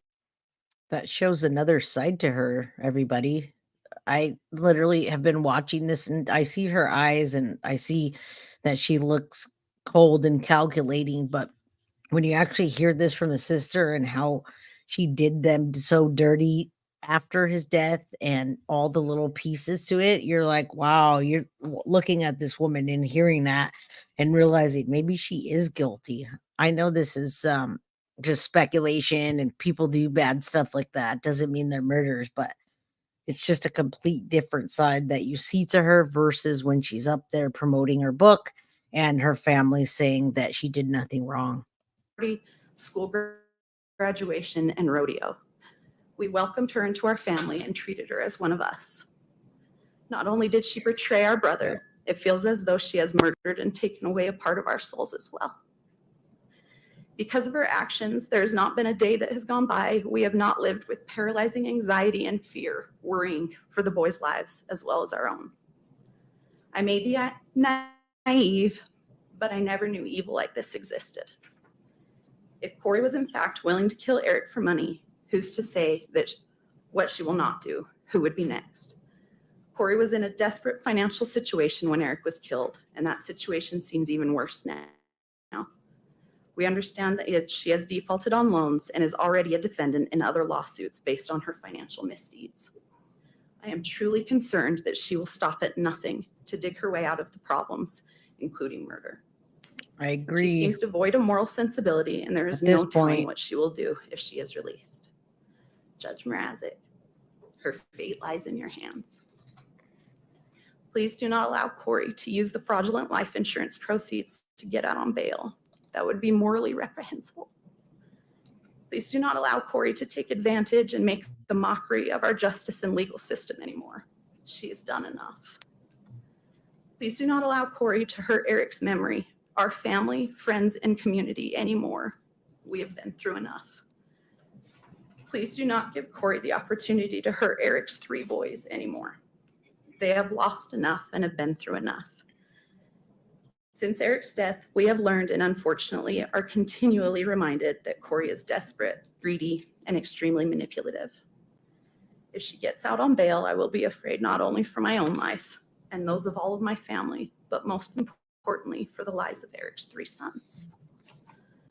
Our family has already suffered enough. Please do not let Kouri out on bail where she will be a risk to do further harm.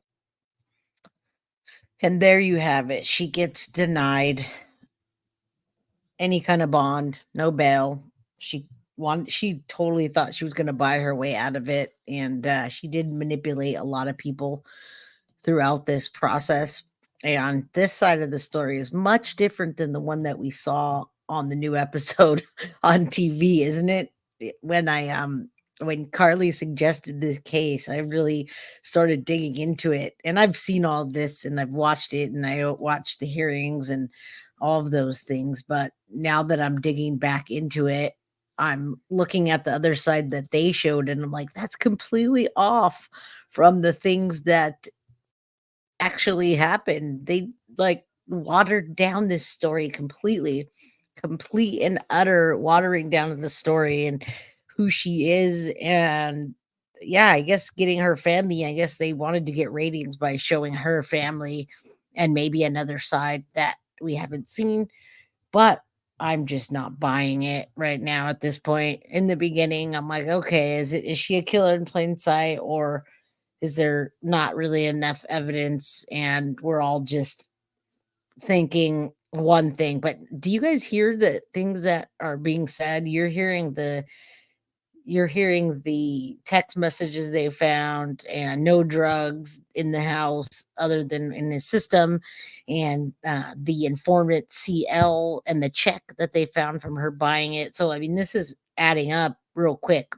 Now, when she's in jail, she wants to be able to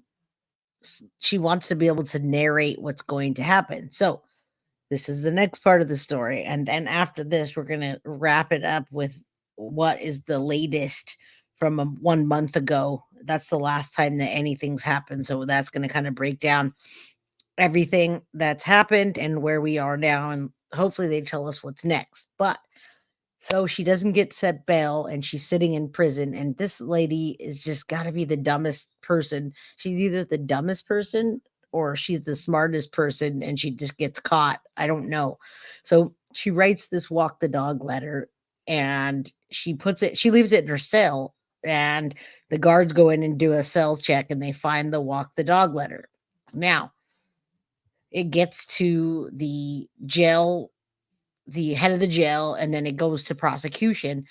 And the narrative of this is to tell her family to walk the dog, which actually means it means something else. It means that she's narrating. She says walk the dog, but it's narrating for her to that she's controlling the situation and take control of it and do this.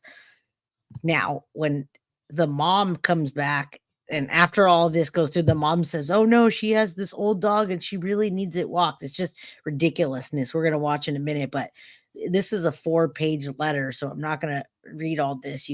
Can you see on the screen there? It says walk the dog. And then here it says, but take vague notes so you remember, asterisk. So she's trying to write the narrative here.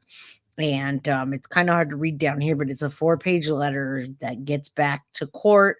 They have a hearing on it. And let me just read part of it, and then I'll tell you what they said. Sky is saying, now Sky Lazaro, her lawyer, Sky is saying, even if gummies have fentanyl in them, the prosecutor will still say I tried to put the fentanyl in the gummies. So Eric would have them. Stupid, I know, but that's what she's thinking. We will still test them though. However, she wants to link Eric getting drugs and pills from Mexico. So we need some kind of connection. Her private investigator is doing some research on the ranch / cartel place Eric would stay at. Here is what I'm thinking, but you have to talk to Ronnie, which is her brother. He would probably have to testify to this, but it's super short, not a lot to it. He will need to tell Sky at the meeting next week. Upon information and belief, just like they say, a year prior to Eric's death, Ronnie was over watching a football game one Sunday, and Eric and Ronnie were, and then she goes on and on and on, right? So I'm not going to read this whole letter, and I just want you to see the dumb stuff that she does. So they find this in there, and yeah, it's take out the trash type of thing, walk the dog, but they go to a hearing. The mom says that it's taken literal, and Kouri says that none of this is even real, that she's an author and she was writing another story, everybody. It was just a fiction story. Now, she doesn't lose. And you know why she doesn't lose? Because this never got to the family. So they were trying to block her from talking to the family and directing them what to say. So she actually won that portion of it, even though she looks like an idiot and the whole world sees this, because this letter never made it to them in the mail. But now it made it to them out to the world, so they're still getting to read it. That is crazy. So it's kind of stupid that they put this out there, because they didn't want her talking to them, yet they brought it to court and it got out to them anyway. The whole letter's out there in court, and now they know what she wants them to say. So I guess if they go to court and they say this, then yeah, we're pretty much, we know what she's going to say, but it's not real. It's fiction. She's writing a new story. She's an author, everybody. Yeah, some people are a little bit behind. They know the story, and a lot of us know the watered down version of the author that killed her husband with fentanyl, supposedly, and she's in jail, and she did a couple things, but other than that, most people go into the book and they talk about the book, and they sit there and pick apart the pictures of Eric and how she used the C on the hat and took Eric out, because the name of his company was like C&E or something like that. And on the hat, she puts C and cuts Eric out of it completely. Like, she just does stupid little stuff like that comes back on her. And what's funny, I did room to room. Anyway, yeah, she does dumb stuff, and that's another dumb thing she did from behind jail. Let's watch the walk the dog letter thing, what they say about it, and then we'll watch the 5 key points of critical evidence and what's happening next, hopefully.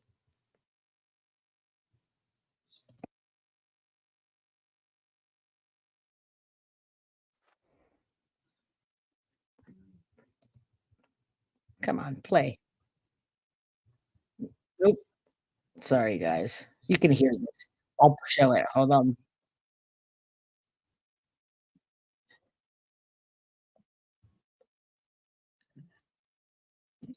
I'm playing it.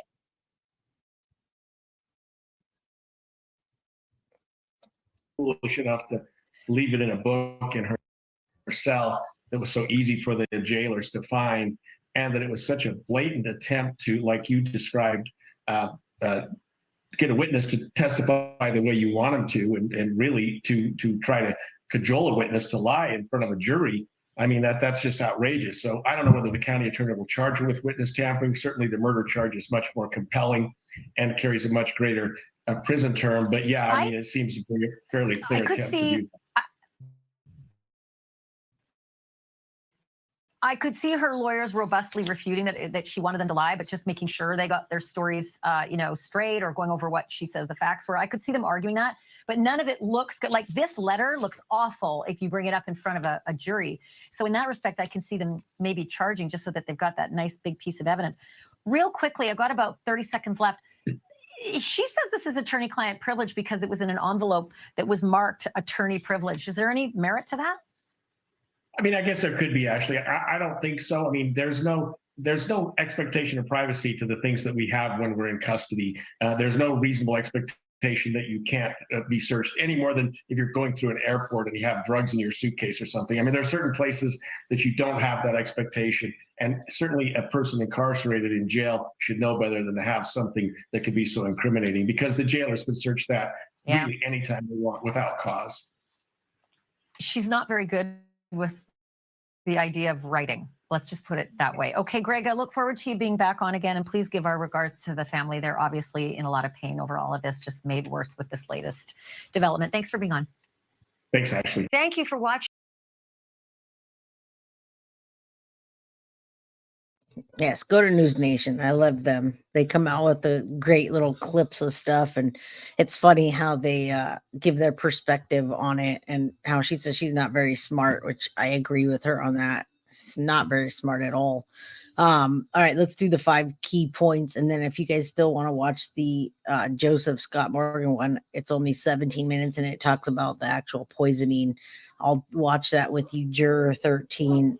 So let me put the 5 key points that's happening. Oh, wait, this is not it. Cancel that.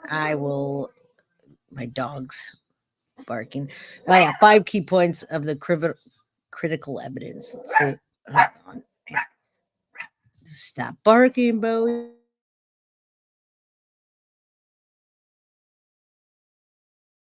Accused of fatally poisoning her husband may have also been giving him her own antipsychotic medication.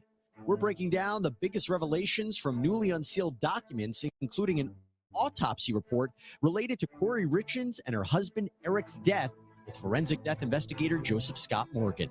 Welcome to Sidebar, presented by Law and Crime. Jesse Weber.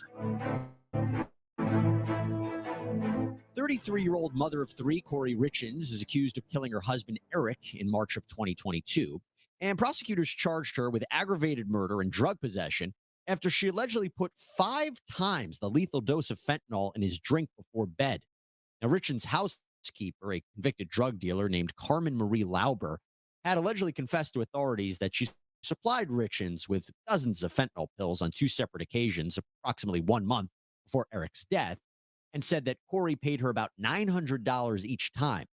Now, Kouri was arrested on murder and drug charges in May of 2023 after she wrote and published a children's book called Are You With Me? To help her sons deal with the loss of their father. Most famously, she went on local news, a local news station, a program talking about the book before her arrest. A judge ended up denying her bail, so she's been. You see that, Carly? Rick Snay's daughter. I freaking love that name on there. I don't think I can see a lot of the chat going on. I'm missing a whole bunch of it because I'm going through StreamYard, everybody. But Rick Snay's daughter, we love you too, and I hope that this is not a spam bot, or like not a bot, but like a troll. But I do love the name Rick Snay's daughter, and thank you until we hear more. Been locked up ever since. Prosecutors have suggested motive for the murder was financial. That Kouri owned a real estate company. She had arguments with Eric before his death about possible purchase of a multi-million-dollar Utah home that she hoped to flip and sell for a profit. Court documents also state that Kouri had purchased 4 different life insurance policies on Eric, totaling almost $2 million. Then, in January of 2022, Kouri reportedly changed the beneficiary for Eric's policy to herself without his authorization. Eric apparently found out, changed the beneficiary to his sister, removed Kouri from his will. Kouri also allegedly spent money on Eric's credit cards, his bank accounts, his business credit line. And when Eric found this out, he reportedly started looking for or talking to a divorce lawyer. This was back in 2020. But all of this kind of gives you the backstory of the couple. But now we are learning new details. And for that, let me bring on forensic death investigator from Jacksonville State University. This is actually really cool. Like I said, this is from a month ago, so I haven't heard any of this evidence at all. They did not have this evidence in the hearing or any of that. All the hearings have kind of just been drama to me. The first part was really good because there was almost 4 hours, and they go slow, but you hear good evidence. Here, we're going to hear more information. This is from 1 month ago, so now we have more evidence to go on and people's opinions, things like that. So a lot more than just the drama of it, which is what I like. University and host of the Body Bags podcast. It's my good friend, Joseph Scott Morgan. Good to see you, sir. How you doing? It's good to be with you, Jesse. Great to be back and chatting about this case. It's certainly intriguing. It is intriguing. And I want to start with like this big bombshell. And when we thought about who to ask, you know where we're coming to you.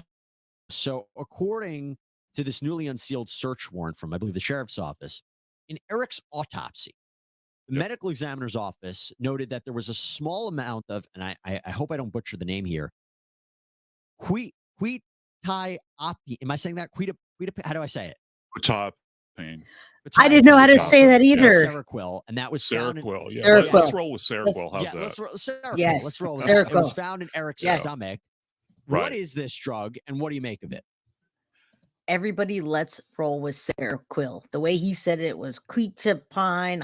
I call it quetiapine because we make jokes about it. We're gonna go with Seroquel. Okay. The drug essentially is an antipsychotic, and it's actually prescribed for people that are dealing with issues regarding schizophrenia most of the time, and also associated depressive disorders when they're like in a manic phase. So a physician would prescribe it to somebody with severe bipolar disorder, perhaps. And it's a dangerous drug. It's very dangerous. And apparently, as Ms. Richins is concerned, this drug had allegedly been prescribed to her for a sleep aid. Well, let's be clear about that. So she says, so let's back this up, right? So this drug, you're right. Thank you, treats things Carly. like bipolar disorder, schizophrenia. But according to the search warrant affidavit, Kouri had a prescription for this. Eric did not.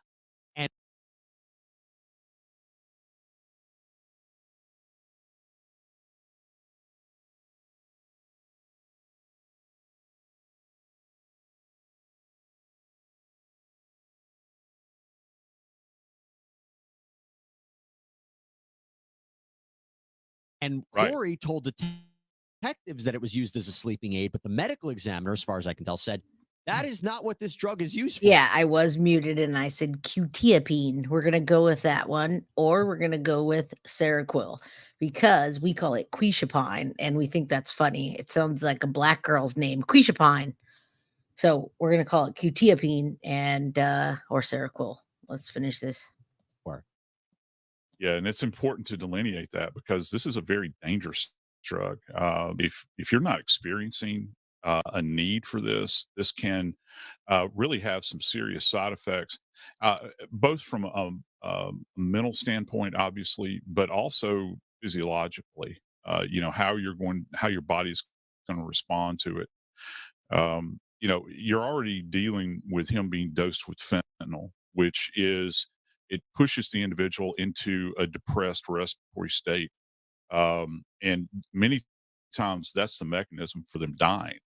And then you have this outlier of Seroquel, which is To say that it would be a contraindicated, it would be contraindicated as something you should not do is certainly an understatement.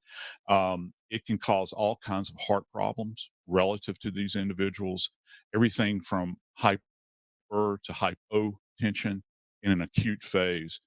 What is really intriguing about this, Jesse, is that what the medical examiner is saying relative to the drug. Note, they're not saying that they drew this up and this was discovered in his bloodstream.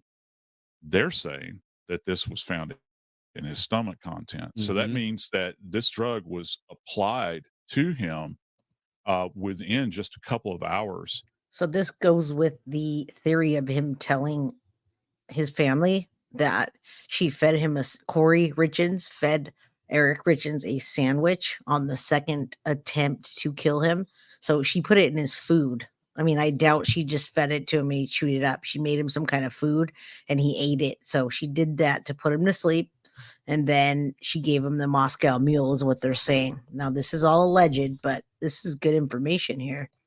Of him dying, because we can, the stomach, the digestive system moves at a predictable rate, right? Okay, and so if you have gastric content, and at the risk of being too graphic, I'll try to soft pedal it a little bit. But at autopsy, one of the things that I love it. is that Love the it. stomach is literally removed and tied off at both ends, and we very carefully go through the contents of the stomach in a very controlled manner at autopsy. Whatever his last meal was, it had quetiapine in it or Seroquel. So this is interesting how he's explaining it. And I like how he says he's softening it up for us. So he's trying to be aware that we're on YouTube here. And we all try to be aware of that, except for the people that can't stand when I say unalived. Autopsy, and we will collect all of the gastric content that is therein.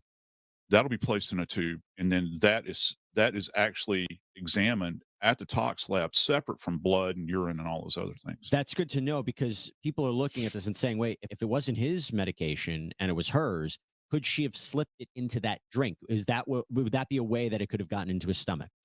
Yeah, it could have been. Or and here's the one thing that we don't know, Jesse, is that many times at autopsy, one of the things, if you go through and you read a forensic autopsy report, the pathologist, when there's actually a section, some will have a subsection called gastric content, and then sometimes it'll just fall under under the digestive system. But either way, if there is particulate, what appears to be pill matter is what they'll refer to it as, because it doesn't change a lot when it enters the stomach. Remember, pills have coatings on them. They're very resilient. Some of them are time release, that sort of thing. So you can still appreciate these in place. And I really wonder if I'm in a silly mood today, y'all. It's Saturday and I don't work. I'm just doing this, hanging out with y'all, loving making the content, getting those subscribers up. So don't forget to like this video. If you're not subscribed, please subscribe,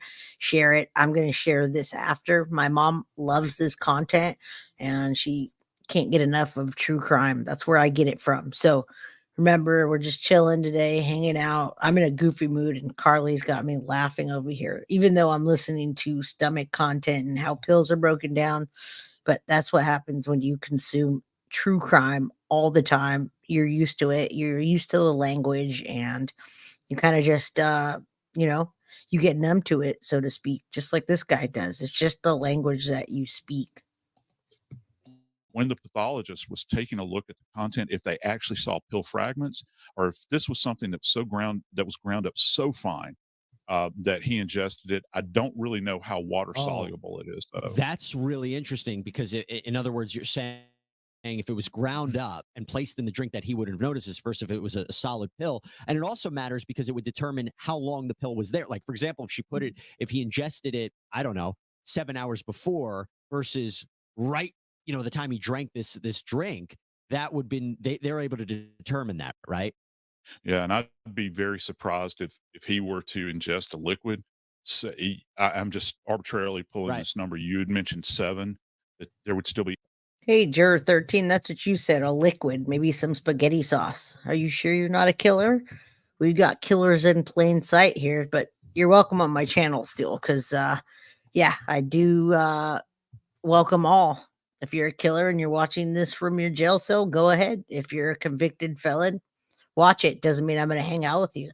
But if you're a convicted felon and you did your time and you're a creator, come on, let's create something. I'm not biased against people. So for all you people that are saying that to me, or that will say that, who I do create with, well, I'm not going to change my opinion for what you say. So here we go. Be evidence in the stomach at 7 hours. I think that you have to tighten down that time window. Or she gave him a pill saying it was something else. You know, like, here, this is a, you know, but and real quick, if you don't know this, it's fine.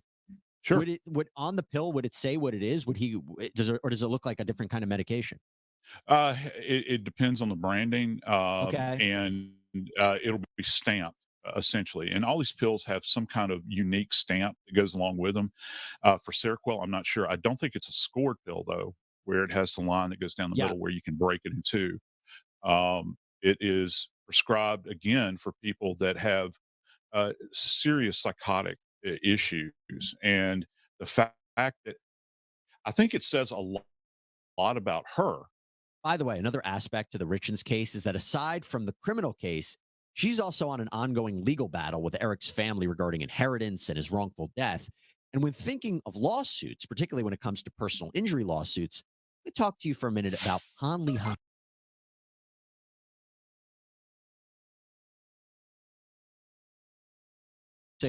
Fatal interaction? No. And okay, let's back up. I've never heard of anyone specifically ODing on Seroquel. It doesn't mean that it hasn't happened. I think the potential could exist. However, here's the key. Fentanyl itself, you don't know what you're getting. When you say fentanyl, we're not talking about pharmaceutical grade fentanyl like you would be administered, you know, for a doctor in the hospital for pain relief. All right. If this is coming from a drug dealer, there's a high probability this is something that is manufactured outside of that, outside of a pharmaceutical company. So you don't know what the mixture is going to be with that. Now, on top of that, and it's going to have the fentanyl properties, but on top of that, you introduce this other drug into. This is such key evidence right now. It's not really evidence, it's just key information, but that this type of evidence is going to be brought into trial. Remember that. So I don't think Kouri Richins is going to take a deal whatsoever unless she really just breaks down in there and decides, okay, I have too much against me. And I think they're talking maybe 25 to life, which means if she did take that deal, she'd probably be out in like 20, 22 years. Versus if she goes to trial and gets like life without parole or something like that. At one point, they were talking the death penalty, but this is the kind of evidence that's going to be brought in there. I keep saying evidence, information, and then the information that turns into evidence of his actual stomach contents, etc. This is just talk about what the pills are, what they do, how they break down, what was in his stomach, what fentanyl is. This deadly mix, and that's where the lethality comes in, Jesse. I'm glad you mentioned that, because in the affidavit, they said that the fentanyl that was in his system was, quote, illicit and not pharmaceutical grade. So they were able to determine that this was like, you know, street stuff. But going back now, so she's prescribed this. She claims to detectives it's a sleeping aid. I believe authorities have requested her medical records to get to the bottom of this. Have you ever heard it being used as a sleeping aid? And if it wasn't prescribed as a sleeping aid and she wasn't honest with detectives, what do we think about this? Oh my God. What's up, Max? Is this Max from Oakdale? I'm glad you're watching this from Oakdale. Now you're in Seattle? My boys went to Oakdale High School with me in the backwaters of nowhere, and Stephanie knows where that is. And then from there was San Francisco guy all the time. So now he's in Seattle. I'm in San Jose in the Bay Area. What's up, Max? All right, let's keep listening to this. God. There's so many other drugs she could be prescribed for having difficulty sleeping. like Ambien, that is specifically there for that purpose, you would have to be, in order for, I think, any physician that is rightly practicing, there would have to be a rationale to go to Seroquel. It As a certainly would sleeping not. aid, as a sleeping aid. Yeah, as a sleeping aid, it would not be the first choice on the list. It's going to cause drowsiness. As a matter of fact, I've heard of people that have taken Seroquel, and if they're in like an acute psychotic phase and they're given this medication, it drags them down so low where they almost become like zombies, and they can sleep for hours and hours. Some people have slept for up to 48 hours on this. Has anybody ever taken Seroquel? I accidentally did like 20 years ago. I drove up to Colorado to help my mom move, and I was exhausted. I needed something to sleep with. And so I asked my brother if he had anything. So he takes those. He gave me freaking 2 of them. I couldn't even help drive back the first day. I was supposed to go and help drive back from moving, and I took 2 of those. This is like 20 years ago. I hated those things. Stuff. So that gives you, it gives you some That's idea as to how interesting. powerful this stuff is. Yeah. And if this was prescribed to her, she would have known that, which again, if you're going to poison your husband and you want him dosed and you want him lethargic or you want him zombied out, again, I don't know, but that's where I'm starting to go with this medication. Now, I don't know. In a hypothetical, I could go with purpose and intent. Yeah, when you when you begin to think about it. Yeah. Well, that's what leads me to this next part, because the fact that she was prescribed this medication, my mind now goes to mental health defense. So the Cleveland Clinic, the website says that this drug, is an No way there's going to be a mental health defense. This lady premeditated. If she did it, it was very, very premeditated. So, yeah, they might delay it by doing her background health checks and delay, but there's no way. It's too premeditated of a case, and her trying to do it 3 times allegedly. Antipsychotic medication. You mentioned talks about schizophrenia, bipolar, balances the level of dopamine and serotonin in your brain. But the Utah statute says that it is a defense to a prosecution under any statute or ordinance that the defendant, as a result of a mental condition, lacked the mental state required as an element of the offense charged. And for aggravated murder, you need to prove intention.